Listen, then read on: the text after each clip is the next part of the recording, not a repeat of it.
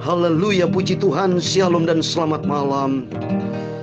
Kembali kita bersyukur kepada Tuhan Yesus. Kalau Tuhan izinkan kita bisa berjumpa kembali di dalam kasih Bapa kita, Tuhan Yesus Kristus.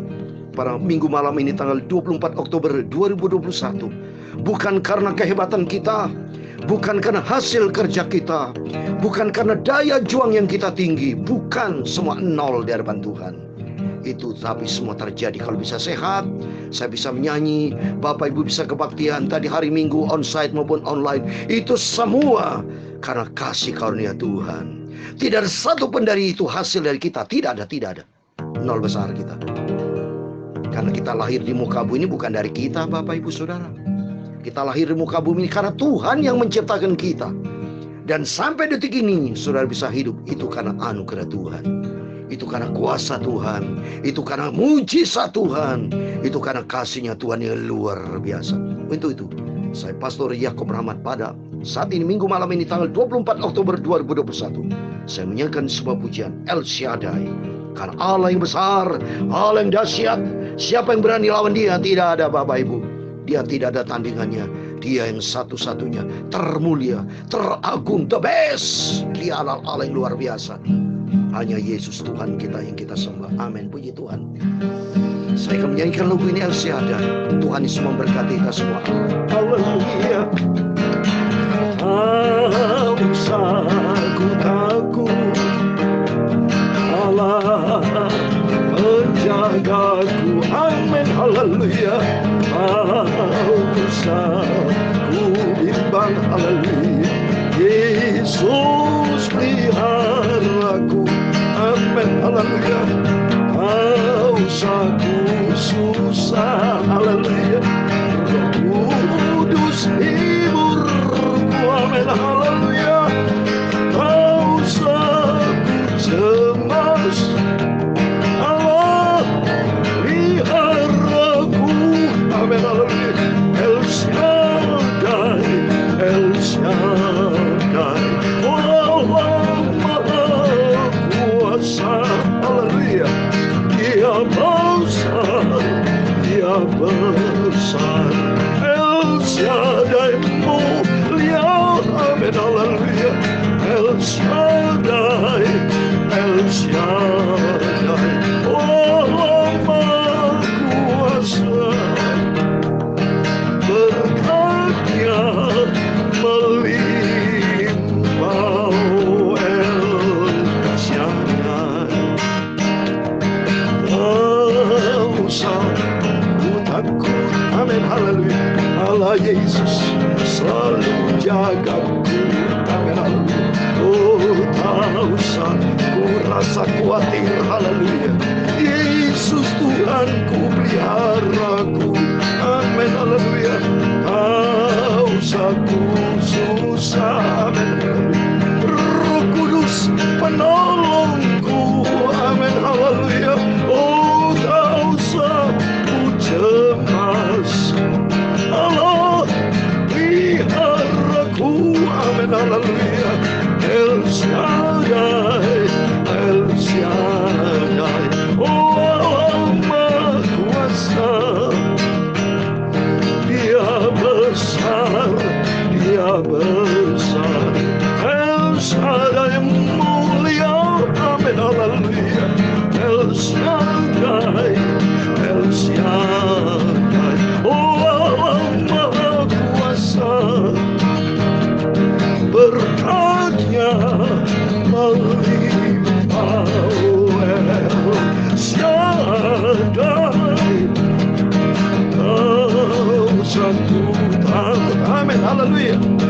Ada janji Tuhan, amanat agung dari Tuhan Yesus dalam Matius 28 ayat 19-20. Karena itu pergilah, jadikan semua bangsa muridku, dan baptislah mereka dalam nama Bapa, Anak, dan Roh Kudus, dan ajarlah mereka melakukan segala sesuatu yang telah kuperintahkan kepadamu. Dan ketahuilah, aku menyertai kamu senantiasa sampai kepada akhir zaman. Immanuel, amin. El Shaddai, El Shaddai, oh Allah Maha Kuasa.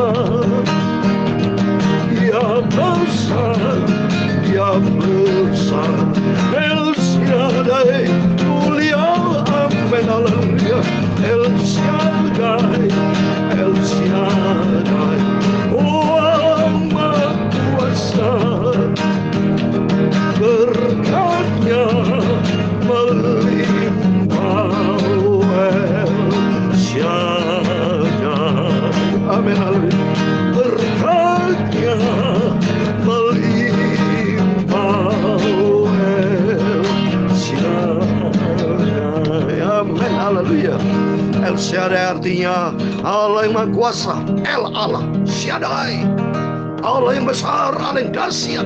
Itulah Tuhan kita, namanya Tuhan Yesus Kristus. Semangat saya melayani pekerjaan Tuhan, karena ternyata melayani pekerjaan Tuhan itu melayani pekerjaan yang termulia. Sesuai nasihat dari almarhum Papi Mami yang saya tercinta, dulu saya masih belum melayani Tuhan full time. Saya masih di dunia sekuler, marketplace. Selalu telepon Papi Mami saya, Yakob, layani Tuhan. Karena melayani Tuhan adalah pelayan yang termulia di muka bumi. Karena bosnya Tuhan Yesus. Tuhan Yesus juru selamat kita. Ternyata Yesus berjanji, amanat agung dari Tuhan Yesus. Matius 28 ayat 19, 20 dikatakan, karena itu pergilah. Ada 5 poin. Yang pertama, pergi. Kedua, jadikan semua bangsa muridku. Berarti harus ada pengajaran yang sehat tentang firman Tuhan. Dan yang ketiga, setelah diajar menjadi murid Tuhan, harus dibaptis mereka. Karena bicara baptisan dalam Markus 16 ayat 16 sama. Barang siapa percaya dan dibaptis akan diselamatkan. Itu salah satu syarat firman Tuhan. Untuk diselamatkan baptis. Baptis bisa diartikan hidup baru. Itu yang ketiga. Yang keempat dikatakan, setelah dibaptis dan ajar mereka. Nah, yang keempat, ajar mereka. Yang kelima, melakukan segala sesuatu yang telah kuperintahkan kepadamu. Jadi kalau diajar, tidak melakukan, percuma Bapak. Karena maunya Tuhan, kita menjadi pelaku firman Tuhan. Seperti saya beritakan firman, bukan teori. Tapi saya melaksanakan ini, saya komit. Dari sejak 1 Januari 2021 sampai detik ini saya komit pagi malam beritakan firman. Karena saya komit untuk menjadi pelaku firman. Dan yang kedua, ini secara online. Onsite saya juga datang. Kepada jiwa-jiwa saya datang. Pelayanan ke Jember, pelayanan saya. Maupun di Jakarta, dimanapun berada. Saya melayani jiwa-jiwa dengan penuh kesungguhan hati. Dengan ketulusan hati. Karena apa? Apa yang saya kerjakan untuk Tuhan, itu tidak sia-sia Bapak Ibu. Mari Bapak Ibu, kita mau cinta Tuhan, kita mengasihi Tuhan, kita mau banyak melayani pekerjaan Tuhan. Karena Tuhan berkata pula dalam Matius pasal 20 ayat 28 dikatakan, sama seperti anak manusia datang bukan untuk dilayani, melainkan untuk melayani, untuk memberikan nyawanya menjadi tebusan bagi banyak orang. Ini komitmen dari Tuhan. Dan ternyata Tuhan terbukti. Tuhan Yesus melayan kita sampai detik ini. Oh, tak usah khawatir, haleluya. Roh Kudus menolongku, amin, haleluya. Oh, tak usah ku cemas, Tuhan Yesus peliharaku, amin, pelihara kita. El Shaddai, El Shaddai, oh Allah, Maha Kuasa dan besar, Dia terbesar, Dia termulia.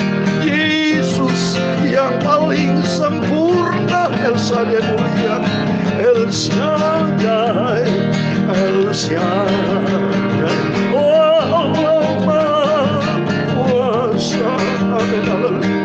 Berkatnya melimpah, El Shaddai. Berkatnya melimpah, El Shaddai. Amin. Kita diberkati sama Tuhan. Dosa khawatir masalah jasmani, itu Tuhan yang punya Bapak Ibu. Tuhan yang menciptakan langit dan bumi kok. Manusia semua ciptaan Tuhan kok. Itu terbukti nyata. Tuhan kita Allah yang besar dan dahsyat. Jangan dibatasi tentang Tuhan itu. Jangan pernah dibatasi Allah dengan pikiran logika kita yang sangat terbatas. Jangan dibatasi dengan keterbatasan. Tetapi mari kita nuansa pikiran kita masuk di dalam ruang Allah yang tak terbatas. Kuasa Tuhan yang dahsyat, yang luar biasa. Sehingga hari-hari kuasa mujizat Tuhan akan semakin nyata dalam hidup kita. Amin, puji Tuhan. Mari kita kembali kepada firman Tuhan. Saya mau baca Kisah Rasul 14. Puji Tuhan, kita bersyukur kepada Tuhan. Kalau sampai detik ini kita masih dipelihara Tuhan bersama Bapak Ibu, saya semangat sampai detik ini bersama keluarga. Kita semua di dalam pemeliharaan Tuhan, membuktikan Allah El Shaddai, Allah Maha Besar, Allah yang dahsyat, senantiasa bersama kita. Amin. Mari kita mau baca Kisah Rasul 14. Kita bersyukur kepada Tuhan, kemarin sudah kita berakhir Kisah Rasul 13. Sekarang kita memasuki Kisah Rasul 14. Biar kita belajar bersabar, kita lewati, kita melangkah. Tetapi nanti kita mencapai tujuan akhir.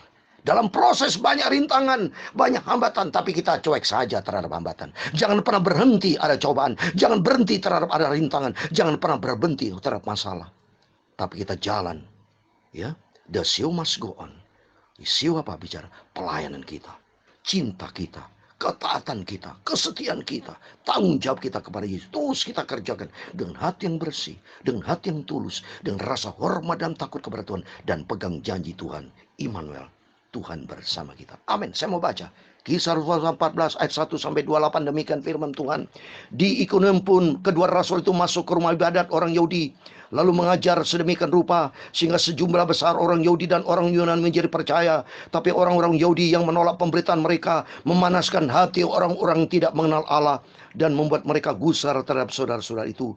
Paulus dan Barnabas tinggal berapa waktu lamanya di situ.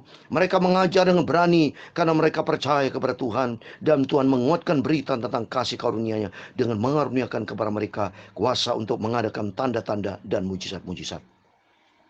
Tetapi orang banyak di kota itu pun terbelah menjadi dua. Ada yang memihak kepada orang Yahudi, ada pula yang memihak kepada kedua rasul itu. Maka mulailah orang-orang yang tidak mengenal Allah dan orang-orang Yahudi bersama-sama dengan pemimpin-pemimpin mereka menimbulkan suatu gerakan untuk menyiksa dan melempari kedua rasul dengan batu. Setelah rasul-rasul itu mengetahuinya, menjira mereka ke kota di Likaonia, yaitu di Listra, Derbe, dan daerah sekitarnya.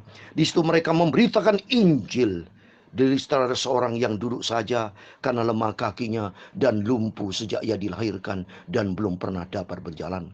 Ia duduk mendengarkan ketika Paulus berbicara, dan Paulus pun menatap dia dan melihat bahwa ia beriman dan dapat disembuhkan. Lalu kata Paulus dengan suara nyaring, "Berdirilah tegak di atas kakimu." Dan orang itu melonjak berdiri lalu berjalan kian kemari. Ketika orang banyak melihat apa yang telah diperbuat Paulus, mereka berseru dalam bahasa Likaonia, "Dewa-dewa telah turun ke tengah-tengah kita dalam rupa manusia." Barnabas mereka sebut Zeus, dan Paulus mereka sebut Hermes, karena ia yang berbicara.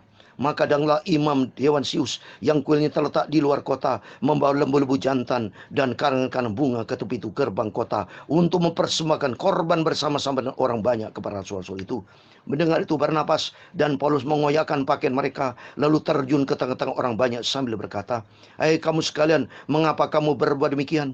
Kami ini adalah manusia biasa sama seperti kamu. Kami ada di sini untuk memberitakan Injil kepada kamu, supaya kamu meninggalkan perbuatan sia-sia ini dan berbalik kepada Allah yang hidup, yang telah menjadikan langit dan bumi, laut dan segala isinya. Dalam zaman yang lampau Allah membiarkan semua bangsa menurut jalannya masing-masing. Namun Dia bukan untuk menyatakan dirinya dengan berbagai-bagai kebajikan, yaitu dengan menurunkan hujan di langit dan dengan memberikan musim-musim subur bagi kamu. Ia memuaskan hatimu dengan makanan dan kegembiraan." Walaupun rasul-rasul itu berkata demikian, namun hampir-hampir tidak dapat mereka mencegah orang banyak mempersembahkan korban kepada mereka. Tetapi datanglah orang-orang Yahudi dari Antiokhia dan Ikonium, dan mereka membujuk orang banyak itu memihak mereka. Lalu mereka melempari Paulus dengan batu dan menyeretnya keluar kota, karena mereka menyangka bahwa ia telah mati. Tetapi ketika murid-murid itu berdiri mengelilingi dia, bangkitlah ia lalu masuk ke dalam kota. Keesokan harinya berangkatlah ia bersama-sama dengan Barnabas ke Derbe. Paulus dan Barnabas memberitakan Injil kota itu dan memperoleh banyak murid. Lalu kembali mereka ke Listra, Ikonium, dan Antiokhia. Di tempat itu mereka menguatkan hati murid-murid itu dan menasihati mereka supaya mereka bertekun di dalam iman, dan mengatakan bahwa untuk masuk ke dalam kerajaan Allah kita harus mengalami banyak sengsara. Di tiap-tiap jemaat rasul-rasul itu menetapkan penatua-penatua bagi jemaat itu, dan setelah berdoa dan berpuasa mereka menyerahkan penatua-penatua itu kepada Tuhan yang adalah sumber kepercayaan mereka. Mereka menjaga seluruh Pisidia dan tiba di Pamfilia. Di situ mereka memberitakan firman ke Perga, lalu pergi ke Atalia di pantai. Dari situ berlarilah mereka ke Antiokhia. Di tempat itulah mereka mendahulu diserahkan kepada kasih karunia Allah untuk memulai pekerjaan yang telah mereka selesaikan. Setibanya di situ mereka memanggil jemaat berkumpul, lalu Mereka menceritakan segala sesuatu yang Allah lakukan dengan perantara mereka, dan bahwa Ia telah membuka pintu bagi bangsa-bangsa lain kepada iman. Ayat 28 terakhir. Di situ mereka lama tinggal bersama-sama dengan murid-murid itu. Amin. Demikian firman Tuhan yang sudah kita baca dan dengar dalam nama Tuhan Yesus. Mari dengan semangat yang tinggi Bapak Ibu, rajin baca Alkitab, merenungkan firman Tuhan siang dan malam. Ini adalah makanan rohani kita, mengkuatkan kita, membuka mata rohani kita, membuka langkah kita untuk kita melangkah di dalam kebenaran Tuhan. Karena kebenaran Tuhan adalah kebenaran yang mutlak, bukan kebenaran manusia. Dalam nama Tuhan Yesus, Bapak Ibu semua yang setia kepada Tuhan bersama saya, mau setia, kita mau cinta Tuhan Yesus, dan kita mau taat penuh dengan rasa tanggung jawab, hormat dan cinta Tuhan, sampai langkah kita terakhir, sampai kita berjumpa dengan Tuhan Yesus. Kalau kita lihat di sini, saya memberikan suatu kesimpulan. Ada 5 poin yang saya mau sampaikan, kita mau bahas hari ini biarpun secara singkat. Yang pertama, yaitu mengajar pengajaran. Rasul Paulus, rasul yang dipakai Tuhan bernama Barnabas. Sama halnya dengan setiap kita. Ini semua cerita yang sudah berlaku 2000 tahun yang lalu. Tapi bagaimana kaitkan dengan hidup kita? Kita sudah dipilih sama Tuhan. Masa kita menjadi orang-orang yang pasif? Saya sebagai hamba Tuhan tidak menjadi hamba Tuhan yang pasif. Saya proaktif, yaitu saya mau mengajar Bapak seperti hari ini. Saya memberikan kesimpulan. Kita sebagai hamba Tuhan, mari kita mengajar. Mengajar kepada keluarga saya, kepada istri anak. Kemarin saya beberapa yang lalu, saya bicara kepada istri, mengajar kepada anak saya. Firman Tuhan, yaitu tentang 3 hal. Yang pertama Tuhan Yesus, Dia adalah juru selamat.